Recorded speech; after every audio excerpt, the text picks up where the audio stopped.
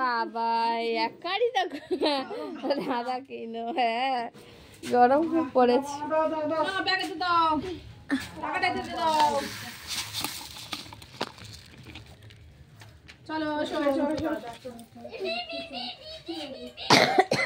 চালের ব্যাগ কেউ নিতে চাইছে না স্যার মা